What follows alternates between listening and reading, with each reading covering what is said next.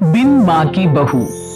साक्षी के पैदा होते ही उसकी मां गुजर जाती है, जिसके बाद उसके पिता आलोकनाथ अकेले ही उसका पालन पोषण करते हैं। 16 साल की उम्र से ही साक्षी ने घर चलाने के लिए नौकरी शुरू कर दी थी।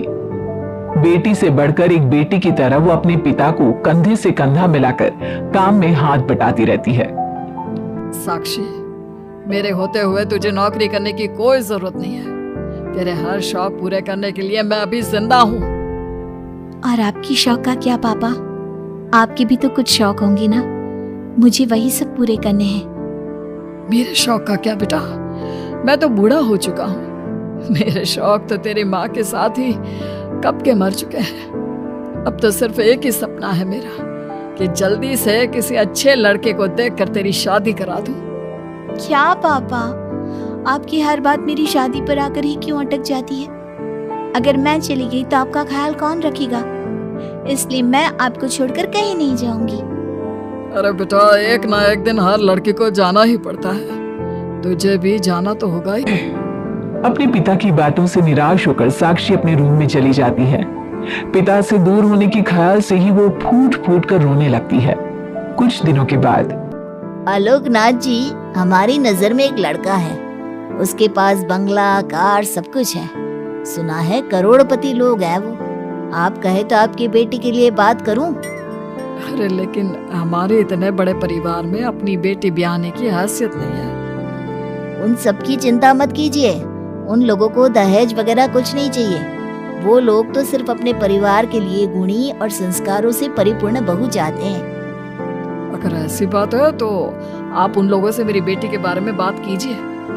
मेरी बेटी में वो सभी गुण हैं जो वो अपने परिवार की बहू के लिए चाहते हैं। इस तरह वो साक्षी का रिश्ता लेकर अर्जुन नाम के लड़के के परिवार के पास जाता है। साक्षी की फोटो देखकर लड़के वाले उसे झट से पसंद कर लेते हैं, जिसके बाद अर्जुन के परिवार वाले साक्षी को देखने उसके घर पहुंचते हैं।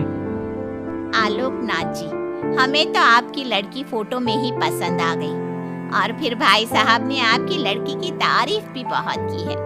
अब तो बस आप हमें उससे मिलवा ही दीजिए। साक्षी बिटिया, बाहर आना तो। साक्षी। अपने पिता की आवाज सुनकर साक्षी तुरंत बाहर आ जाती है और एक एक करके सभी के पैर छूती है। आलोकनाथ जी, आपकी बेटी तो सच में बहुत गुणवान और संस्कारी लगती है।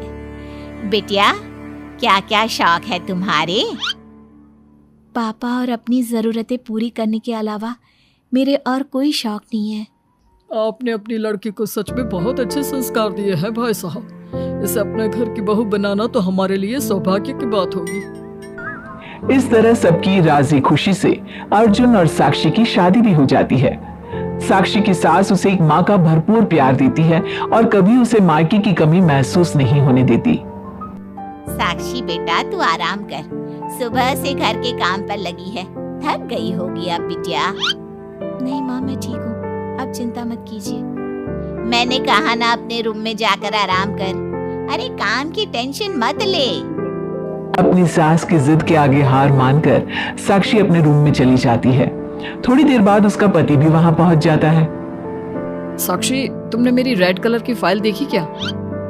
जी नहीं, मैंने तो आपकी कोई फाइल नहीं देखी। साक्षी, तुमसे मेरी एक फाइल तक नहीं संभाली जाती। 1000 बार बोला है तुमसे कि मेरे सामान को हाथ मत लगाया करो। मेरी सुनती कहाँ हो तुम? माँ ने बहुत सर पर चढ़ा रखा है तुम्हें। अर्जुन के इतना कहते ही साक्षी रोने लगती है। साक्षी के रोने की आवाज सुनकर उसकी सास वहां पर आ जाती है। साक्षी बेटा, क्यों रो रही है? इस नालायक ने कुछ किया है क्या? साक्षी अपनी सास मीना को सारी बात बताती है। क्यों? गधे, अपनी फाइल का खुद तो ध्यान रखता नहीं और बहू को ताने देता है। माँ, अब तो रहने ही दो। आपको हर समय अपनी बहू ही सही लगती है। सही लगती नहीं, सही है मेरी बहू। माँ समझाइए ना इन्हें, ये हर समय मुझ पर गुस्सा करते रहते हैं। खबरदार अर्जुन, जो आज के बाद तूने मेरी बहू के साथ ऐसा बर्ताव किया तो मुझसे बुरा कोई नहीं होगा। अपनी माँ की डांट सुनकर अर्जुन वहां से चला जाता है। बहू, अगर दोबारा ये तुम्हें ऐसा कुछ कहे तो तुम मुझे आकर फौरन बोल देना। मैं हमेशा तुम्हारे साथ खड़ी रहूंगी बेटा। माँ, आप सच में बहुत अच्छी हो। मुझे बचपन से लेकर आज तक कभी एक माँ का प्यार नहीं मिला, लेकिन जब से आप मुझे मिली हैं, तब से मुझे माँ की कमी कभी महसूस नहीं हुई।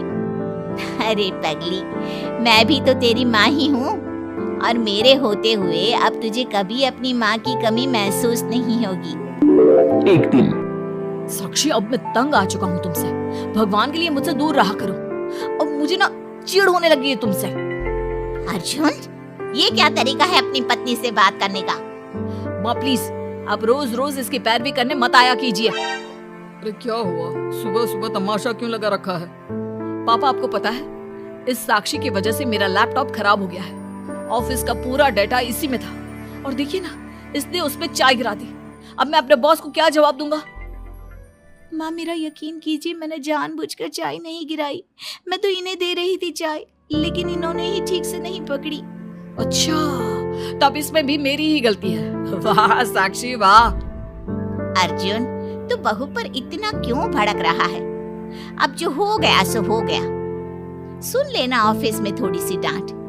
अब अपनी बीवी के लिए इतना तो कर ही सकता है ना तू? मैं आपके लिए दूसरा लैपटॉप ले आऊंगी, आप परेशान मत होइए। कोई जरूरत नहीं है उसकी, मैं खुद ले लूंगा। मेहरबानी करके अब मेरे सामान से दूर रहना। इतना कहकर अर्जुन वहां से चला जाता है, जिसके बाद साक्षी फूट फूट कर रोने लगती है। चुप हो जा बेटा, उसकी बातों का बुरा मत माना कर। अरे वो तो पागल है। मीना के इतना कहते ही साक्षी उसे कसकर गले लगा लेती है। माँ, आप नहीं होती तो मेरा क्या होता? मैं बहुत भाग्यशाली हूँ जो भगवान ने मुझे सास के रूप में मेरी माँ लौटा दी है। बेटा, जीवन में ये सब चलता ही रहता है। ऐसी बातों को दिल पर नहीं लगाना चाहिए। चल अब अपने आंसू पोंछ और मेरे साथ काम में हाथ बटा। इतना बोलते ही मीना रसोई की तरफ चल देती है। साक्षी भी अपनी सास के पीछे चल देती है और सभी बातों को भूलते हुए खुशी खुशी काम पर लग जाती है। मन ही मन साक्षी अपनी सास को हर जन्म में अपनी माँ के रूप में मांगने के लिए भगवान से प्रार्थना करती रहती है। ऐसे ही दिन बीतते रहते हैं। मीना हर समय ढाल बनकर अपनी बहू के लिए खड़ी रहती। तभी एक दिन पड़ोसी, मीना, तूने अपने बेटे के लिए यह कैसी बहू चुनी है, जिसकी माँ उसके पैदा होते ही गुजर गई? अरे ये तो कुलक्षणी है। ऐसो के घर का तो पानी भी नहीं पीना चाहिए, और तूने उस घर से लड़की चुन ली। ये सब फालतू बातें हैं, ऐसा कुछ नहीं होता। मीना, तूने उस बिन माँ की बहू को बहुत सर पर चढ़ा कर रखा है। अभी भी वक्त है, संभाल ले उसे। कहीं ऐसा ना हो कि तेरे हाथों से फिसल जाए तेरी बहू। ये तुम लोग क्या बोल रही हो? मेरी बहू बाकी बहू जैसी नहीं है। वो तो कोहिनूर से भी कीमती है मेरे लिए। हमारा काम था तुझे समझाना। बहू को कभी भी बेटे से बढ़कर प्यार नहीं देना चाहिए, वरना उन्हें बिगड़ते देर नहीं लगती। और यहाँ तो तेरी बहू बिन माँ के पली बड़ी है। न जाने उसके बाप ने कैसे संस्कार दिए होंगे उसे। चुप करो तुम लोग, मैं अच्छे से समझती हूँ। तुम लोग मुझे मेरी बहू के खिलाफ भड़काना चाहते हो। देख मीना, हम तेरी सहेलियां हैं, तुझे भड़काकर हमें कुछ नहीं मिलने वाला, लेकिन बहू को इतना सर पर चढ़ाना ठीक नहीं। हमारा काम तो सिर्फ तुझे आगाह करने का था, बाकी मानना न मानना तेरी मर्जी। चल मीना, अब हम लोग चलते हैं, तू अपना ध्यान रखियो। इतना बोलकर सभी लोग वहां से चले जाते हैं, जिसके बाद मीना घंटों तक सोच में डूब जाती है और अपने बहू के प्रति इतनी सारी बातें सुनकर कहीं ना कहीं उसके मन में भी साक्षी के लिए हीन भावना जन्म लेती है। तभी वहां पर साक्षी भी आ जाती है। माँ जी, ये लीजिए चाय। रख दे और जा। क्या हुआ माँ जी, आप कुछ उखड़ी उखड़ी सी लग रही हैं। कहाँ ना जाए यहाँ से, एक बार में तुझे सुनाई नहीं देता क्या? अपनी सास का बदला सा व्यवहार देख साक्षी तुरंत वहां से चली जाती है। अगले दिन, बहू, आ बहू, कहाँ चली गई? साक्षी! जी माँ जी। ये क्या, घर इतना गंदा कैसे हो रखा है? कभी हाथ पैर भी मार लिया कर इधर उधर। वैसे तो सारा दिन घर में नाचती रहती है। मैं अभी पूरा घर अच्छे से साफ कर देती हूँ माँ जी। एक हाथ में झाड़ू और दूसरे हाथ में बाल्टी लिए साक्षी चुपचाप घर के कामों में लग जाती है। शाम में, साक्षी, ऑफिस में मेरी कल बहुत जरूरी मीटिंग है, मेरे कुछ कपड़े प्रेस कर दो, मुझे कल जल्दी निकलना है। जी, अभी कर देती हूँ। साक्षी अर्जुन के कपड़े प्रेस कर ही रही होती है, तभी उसके ससुर उसे आवाज लगा देते हैं, जिस पर वो भागते हुए उनके पास जाती है। और थोड़ी देर बाद जब रूम में आती है तो वो देखती है कि अर्जुन के कपड़े बुरी तरह से जल चुके थे। मैंने कहा था ना तुमसे कि कल ऑफिस के मीटिंग में मुझे यही कपड़े पहनने हैं, उसके बाद भी तुमने मेरे कपड़े जला दिए। मुझे माफ कर दीजिए, मुझसे गलती हो गई। ये कोई छोटी मोटी गलती नहीं है, समझ में आ रहा है तुम्हें? शोर की आवाज सुनकर अभय और मीना भी वहां पहुंच जाती हैं। क्या हुआ, तुम दोनों लड़ क्यों रहे हो? पापा देखिए ना, इसने मेरी नई शर्ट जला दी जो मैं कल मीटिंग में पहनने वाला था। तो उसे मैंने ही आवाज दी थी, इसलिए वो शायद जल्दबाजी में प्रेस का बटन बंद करना भूल गई होगी। पापा अब आप भी माँ की तरह इसका साथ दे रहे हैं। अर्जुन, इस बार तू सही है और बहू गलत। आखिर वो इतनी लापरवाह हो कैसे सकती है? माँ जी प्लीज मुझे माफ कर दीजिए। अब तुम्हारी सजा ये है कि अभी और इसी वक्त तुम मेरे बेटे के लिए हूबहू ऐसी ही शर्ट ढूंढ कर ले आओ। जाओ। तुम्हारा दिमाग खराब हो गया है क्या? इस समय कहाँ जाएगी हमारी बहू? और अब तो सारी दुकानें भी बंद होने वाली होंगी। अगर दुकानें बंद हो भी गई होंगी तो उसे खुलवाकर मेरे बेटे के लिए शर्ट लेकर आओ। माँ रहने दीजिए, इन सब की कोई जरूरत नहीं है। पापा ठीक कह रहे हैं, इस समय कहाँ जाएगी ये?